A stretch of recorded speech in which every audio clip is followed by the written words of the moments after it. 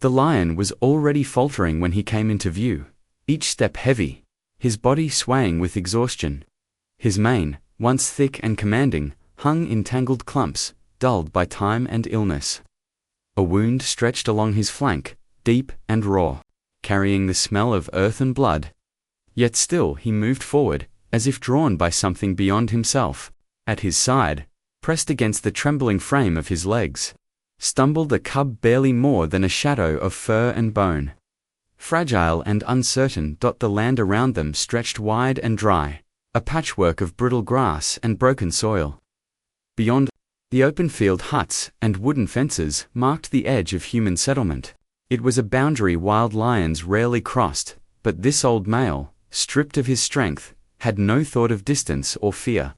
Each breath rattled his chest, each movement bent him closer to the ground. Still, his head remained low, eyes fixed on the earth ahead, guiding the cub toward a place he seemed to trust would hold safety. The cub whimpered softly, a thin sound nearly lost to the evening wind. Its steps faltered, legs shaking under the effort of keeping pace. The lion paused, lowering his heavy frame so the cub could press against him, hiding beneath the ragged sweep of his mane. For a moment, he gathered himself, shoulders rising, and falling like waves breaking against stone. Then he pushed onward, dragging his body with a stubborn rhythm. Every motion deliberate, every step a piece of his final strength, surrendered for the young life beside him. The sun hung low, bleeding light across the plain. Dust clung to the lion's paws, marking a trail that wavered toward the border of human ground. His body sagged with the weight of years, yet his eyes, clouded though they were, still carried clarity. There was no fight left in him, no roar, no pride to defend. Only this cub, nudged forward with the last force his life could give. From the village, a few figures appeared at a distance, drawn by the strange sight. They stopped far back, hushed, watching as the wild creature staggered closer. Fear held them still, but awe kept them rooted. The old lion lifted his head once more, mane shivering with the motion, and exhaled a sound that was not a roar but a sigh, low and spent. The cub pressed tighter against him, eyes wide, tiny ribs pulsing with shallow breaths. The ground seemed to shift beneath the lion as his legs weakened. His body lurched, and he sank to one knee, then forced himself upright again. The movement was clumsy, desperate, but he would not collapse yet. He crossed the last stretch of open field, stopping at the border where the grass thinned and the first stones of the path began. There he lowered himself slowly, as if laying down a burden. The cub toppled beside him, curling into the shelter of his mane. The lion's chest heaved, drawing in the evening air with effort. His head lifted once, gaze sweeping toward the distant line of people, then fell back. A faint growl left his throat, not of threat, but of wary Nisa, voice emptied of anger, leaving only the truth of his fatigue. The cub cried again, a thin, questioning note that echoed into the stillness. The lion pressed his muzzle briefly to the small body, a gesture so quiet it almost passed unseen. Then he stilled, body heavy, against the ground, sides rising and falling with a rhythm that faltered more with each breath. The light around them softened, stretching long shadows across the field. A father's strength had carried him to this final edge.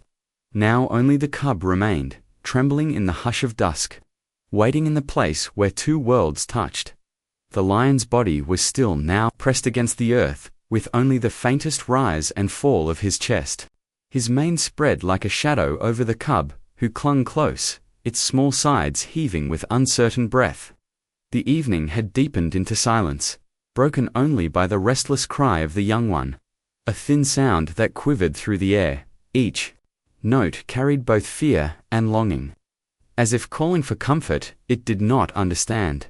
From the edge of the field, a man began to move forward. He had been standing with the others, watching in quiet disbelief, yet something within him drew him closer. His steps were slow, careful on the hardened ground, his eyes fixed on the great lion's frame. The weight of danger pressed upon him, for even a dying predator could summon sudden power, but compassion pressed harder.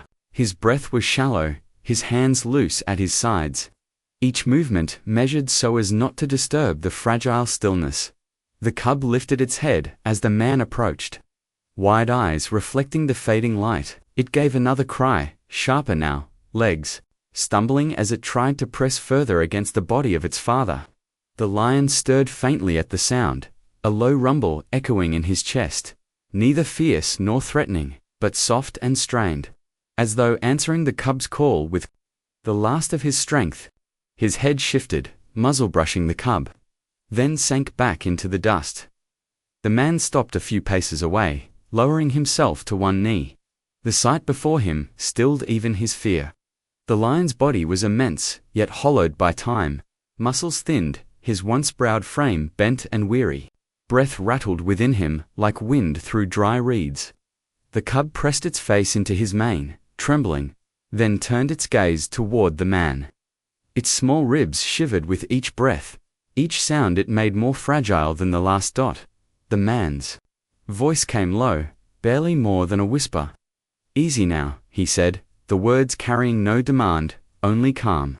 He remained where he was, offering stillness rather than intrusion. The cub tilted its head, a faint moan leaving its throat, then tucked itself once more against the lion's side. Around them, the dusk deepened, colors softening into muted blues and golds. The air cooled, carrying the scent of dust and grass. Mingled with the metallic trace of blood from the lion's wound, insects hummed at the edges of the field, but the central space remained hushed, as if the land itself held its breath. The lion's eyes opened once more, clouded, yet steady, fixing briefly on the man kneeling nearby. There was no threat in them, no fire left to burn, only a flicker of awareness. The man did not move, his hands resting loosely on his knees. His head lowered slightly as though acknowledging the weight of the moment. Between them stretched a fragile thread, not of conquest or fear, but of quiet recognition. The cub whimpered, again, pawing weakly at the lion's chest, trying to rouse him. The old lion answered with one final breath, deep but uneven, chest rising and falling in a slow surrender. The man's shoulders shifted, a silent exhale leaving him, for he knew what was passing before his eyes. The cub pressed close ears, flattened, voice thin and high in the gathering dark. The silence that followed was heavy yet tender, as if the world had softened around the fading of this life. The man remained there, steady and still, his presence no longer one of intrusion but of witness. The cub's fragile cries continued, each sound cutting through the dusk. Small echoes against the immensity of loss. And so they remained, man, cub, and the lion's final breath together in the quiet field as night unfolded around them. The night air thickened with quiet, the kind of stillness that presses against the skin. The old lion's chest rose and fell unevenly, the sound of his breath shallow, fading with each exhale. Beside him, the cub shifted restlessly, a thin cry escaping its throat, high-pitched and uncertain. It pressed its head into the warmth of its father's mane, pouring faintly, as though urging life to return. But the great body no longer answered. Only the trembling of the cub spoke into the silence. The man knelt closer, moving with the care of someone approaching fragile ground. His shadow stretched long in the dim light, his hand hovering just above the soil, before resting slowly against it for balance. The lion's eyes opened once more, heavy lids pulling upward with effort. They fixed on the man not with fire, but with a clarity born of surrender. The gaze held for a breath, perhaps two, before sliding toward. The cub pressed tight against his side. The man's chest tightened as he watched. He could feel the weight of decision pressing on the moment, though no words passed between them.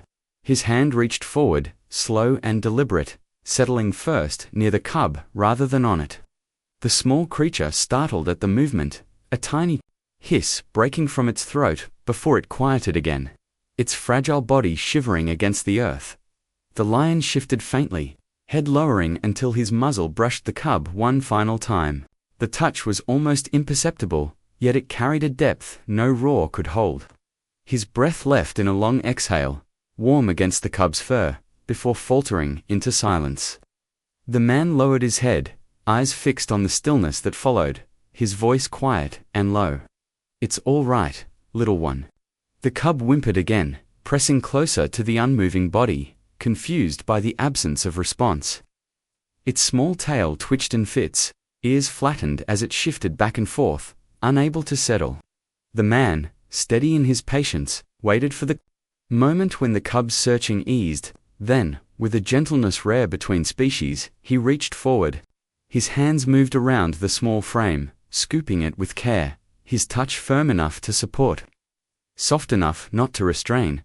The cub resisted at first, tiny claws pressing against his arm, a muffled cry leaving its throat. But exhaustion weighed, heavier than fear. After a few moments, it sagged against him, trembling but still. The man pressed it close to his chest, feeling the faint thrum of its rapid heartbeat against his own. His other hand remained low, touching the earth beside the lion, an unspoken acknowledgement of the life that had just ended. The lion's eyes closed fully now, no flicker remaining beneath the lids. The last of his body relaxed, muscles easing into stillness. The field around them seemed to shift with a change, insects humming faintly, a night bird calling in the distance, as if the land itself was marking the passage. The man did not move immediately. He stayed kneeling, holding the cub, bowing his head in quiet respect for the fallen animal at his side. The cub stirred once more, a faint sound pressing from its throat, softer than before. The man answered not with words this time, but with a slow rocking motion, his hand brushing gently against the young lion's back. A fragile calm began to settle, not peace, but a lull born of fatigue and trust. And in that quiet, a strange exchange seemed to rest between them. The lion, in his last breath, had given something forward, not in words, not in gesture, but in simple acceptance. The cub was no longer shielded by his strength, but placed into the uncertain hands of another. The man rose at last, carrying the small creature, his eyes lingering on the still figure upon the earth. The field was hushed, the night deep, and in that silence, the moment settled like a vow, unspoken one, life ending. Another carried forward. The cub's first nights without its father were marked by restless cries that broke the silence of the village edge. Carried into shelter, its small body shivered even when wrapped in cloth, the warmth of human touch foreign yet necessary. The man kept watch in those hours, kneeling close with a clay vessel of milk, feeding it drop by drop through a softened reed. At first, the cub resisted, turning its head, the instinct to accept from another creature buried deep beneath fear. But hunger outweighed hesitation. Slowly, reluctantly, it swallowed, each mouthful fragile, each pause filled with trembling. Villagers gathered at a distance, drawn by the strange sight, but careful not to come too close. Their voices stayed hushed, their movements respectful. They saw the cub as both a wonder and a burden, a wild life that did not belong within their walls. Yet none interfered. They allowed the man his quiet work, watching only from the edges of light, as though bearing witness to something rare and fragile that must not be disturbed. Days lengthened into a pattern of patience. At dawn, the cub stirred weakly, blinking against the soft light that touched its eyes. The man offered food with steady hands, never rushing, never forcing, his voice low and even. "You're safe now," he murmured once, words meant less, for assurance and more as a rhythm to his care. The cub's body grew steadier in small measures. Where once it had lain curled and unmoving, it now lifted its head. Paws, stretching stiffly across the mat of grass, laid for its rest. At night the air cooled, carrying sharp winds from the open plain. The cub pressed against whatever warmth it could find, nose twitching, tiny body quaking with each shift of the breeze. The man built a simple enclosure of reeds and cloth, placing it where the air was softer, where shadows offered comfort rather than fear. He sat close through the darkest hours, listening to its shallow breathing, adjusting coverings when the cub stirred. Each movement was a reminder of the thin line it walked between survival and loss. With time, its eyes began to sharpen. Once clouded and heavy, they now flickered with clearer light, watching the man as he moved, following shapes and gestures. Its cries softened, no longer constant but occasional, carrying less desperation and more recognition. The cub's body responded. In kind steps, grew less uncertain, though still unsteady, its legs wobbling beneath its weight. When it stumbled, the man reached with open hands, not to hold it, but to steady the space around it, giving room for strength to find its way. The villagers noticed the change. Where once they whispered of its weakness, now they saw the small stirrings of growth. Children leaned from doorways to glimpse the cub, their parents drawing them back with a gentle caution. Yet even in their restraint, eyes lingered. The cub was becoming more than a fragile life rescued at dusk. It was now a story unfolding before them, each breath a step further from death, each blink a spark rising from shadow. The man never claimed it as his own. His care remained quiet, temporary, a bridge between the wild past the cub had lost and the uncertain future waiting beyond. He fed it, warmed it, guarded it, but always with the patience of one who knew he was only holding it for a time. His hands bore scratches from its small claws, yet he accepted them without protest. Signs that the cub's strength was returning, that wildness remained intact. In those days of care, survival grew, not through force, but through gentleness. A fragile life, once trembling on the edge, began to lean toward strength. And though the nights were still long, though uncertainty still lingered, each small victory carried the promise of a life that had not yet given way to silence. The passing of months reshaped the cub into something sturdier. His once frail frame, now layered with lean muscle, his movements no longer unsteady but sure, fluid, and deliberate. What had once trembled on the edge of collapse, now carried the balance of survival. His coat, once rough and patchy, had grown into a soft golden layer that caught the morning light. He had learned the rhythm of feeding, the strength of small leaps, the sharpening of his senses in play against shadows and insects. The man had been there through it all, watching from a respectful distance as each stage of growth unfolded. The time came when the cub no longer cried at night, no longer sought warmth pressed against a wall or cloth. Instead, he lifted his head toward the sounds of the open land, ears twitching at the call of distant animals, nostrils flaring at scents carried from beyond the village. His paws grew restless, pressing against the soil as though feeling for ground he had never truly forgotten. The man understood this restlessness. Care was never meant to be permanent. His task had been to hold the young life steady until it could stand on its own. Now it stood ready to return. One morning, while the light stretched soft across the plains, the man prepared for the walk. The cub followed easily, no longer fearful of his presence, but not bound to it either. He moved ahead at times, tail twitching, head lifting to scan the horizon. At others he fell back, brushing close as if testing the comfort of the familiar. Together, they moved beyond the huts, beyond the last line of tilled soil, into the open sweep of grasslands that rolled endlessly outward. The air was filled with the calls of birds circling high, their wings catching the sun. The ground smelled of dust, of wild herbs crushed underfoot, of life stretched wide and untamed. The cub paused often, head lifting, ears catching the tremor of unseen movements. His muscles tightened with anticipation, not fear, as though his body knew this was the place it had been meant to grow into all along. At the edge of a rise, the man stopped. He rested his hand briefly against his knee, breathing in the land before them. The cub padded a few steps further, then turned back, eyes settling on the figure who had carried him through nights of weakness into this moment. The man's voice came low, carried softly by the breeze. "Go on," he said, a whisper more than a command. The cub hesitated, not from doubt but from the gravity of change. He lowered his head, brushing his muzzle against the air, then circled once, the movement restless and uncertain. Finally, he pressed forward again, paws sinking into the taller grass, tail flicking with nervous energy. He stopped once more, turning, his head slightly toward the man. A brief pause that held the weight of all that had passed between them. The man remained still, offering nothing but his presence. He did not reach, did not call again. He allowed the silence to speak. And in that silence, the cub turned away, body slipping deeper into the grass. Each step carried further into the wild. The stalks bent around him, parting and closing in waves, until only faint movement marked his passage. The man stood alone at the rise, watching until even those ripples disappeared. The wind moved across the land, lifting the grass in a rolling sway, carrying with it the unspoken truth of what had been left behind. The sun drifted lower, painting the horizon in muted gold.